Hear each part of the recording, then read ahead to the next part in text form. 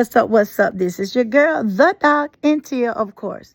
We're out here this Thursday night. We're going to do it short and sweet. If you do not know me, y'all, please go over to Facebook and follow my page, The Knowing.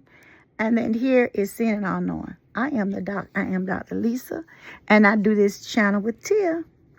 And we're talking about, in Louisiana, the escape inmates.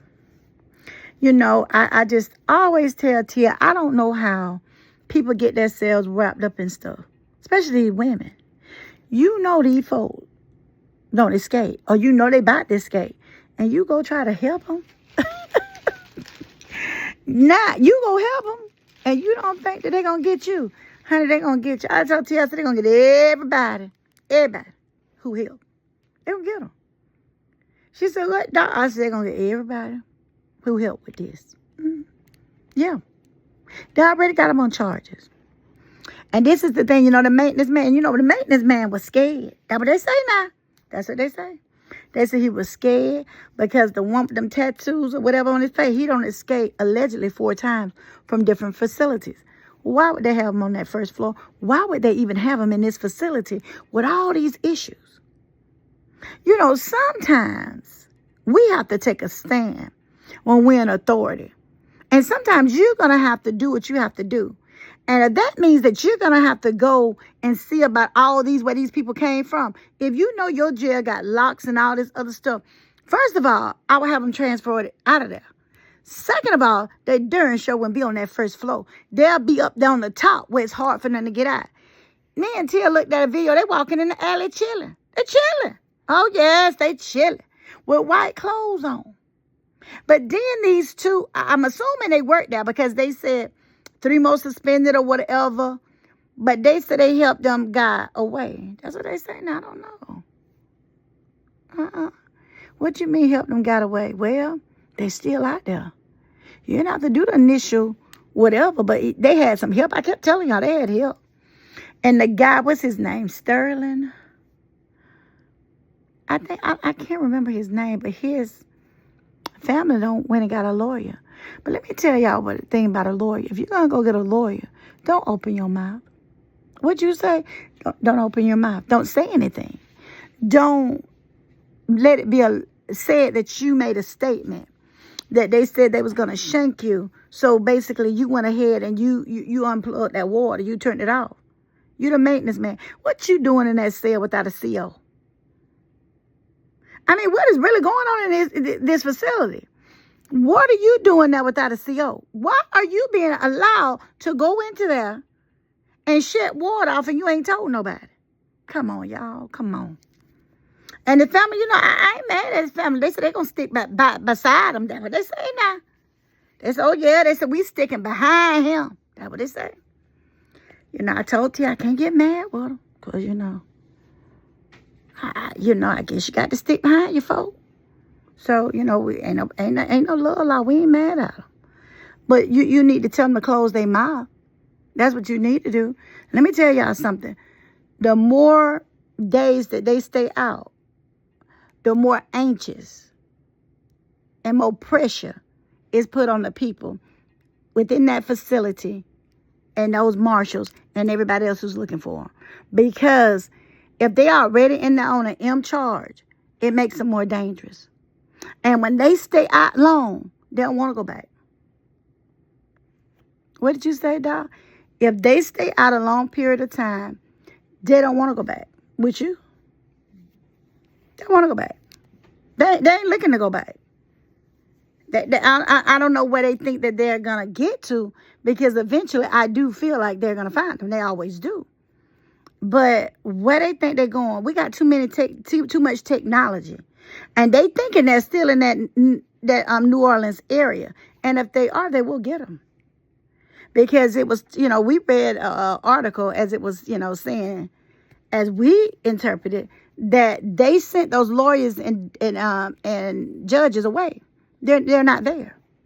So they can't wreak havoc against them. I'm hoping that they have contact anybody that's involved with their cases that may have,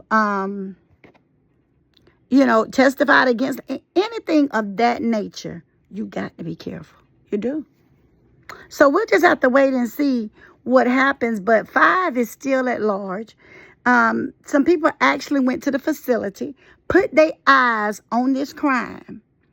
And, now they're just saying different things, and they're realizing that there's several things within this facility that went wrong.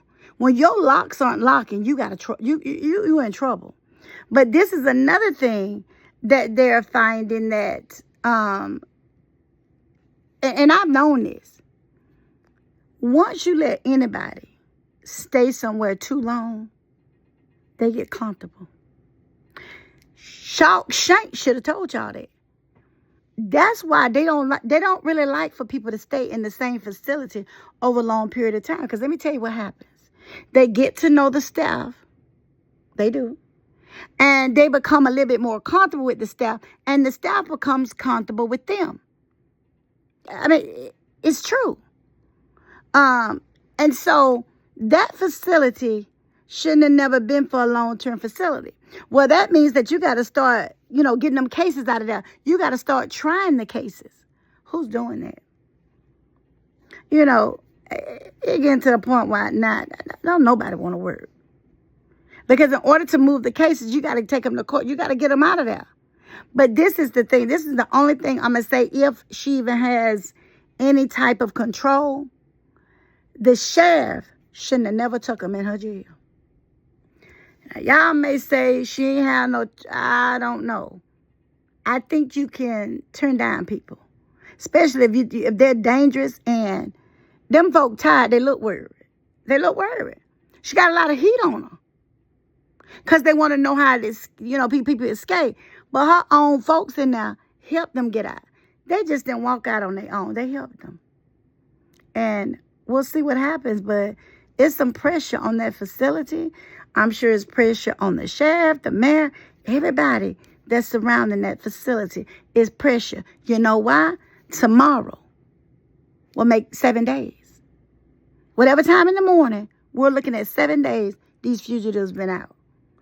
And let me tell you, anytime you help an inmate that has escaped, you're going to get charged as well. You're going to have several charges on you. I'm thinking that those ladies got 10 charges on them right now. I'm not for sure, but I think they do. And that guy is under $1 million bond, 1.3. And if he does make bail, there is going to be monitors on him and everything. Now, I'm not sure if they're only doing a cash bond or what. They're doing a property bond. He may be able to get out.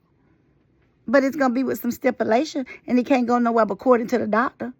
And, of course, they always talk about putting these folk on ankle monitors. When you got hard-down criminals, they cut that shit off. They don't care. Y'all, this is your girl, the dog, and Tia, coming with another story.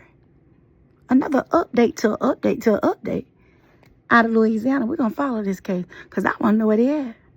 You got the one with the tattoos that four times allegedly he's escaped. He got all the way over to Texas one time. But he was caught the same day. Now he's been out almost 7. We'll see y'all on the next video. Bye.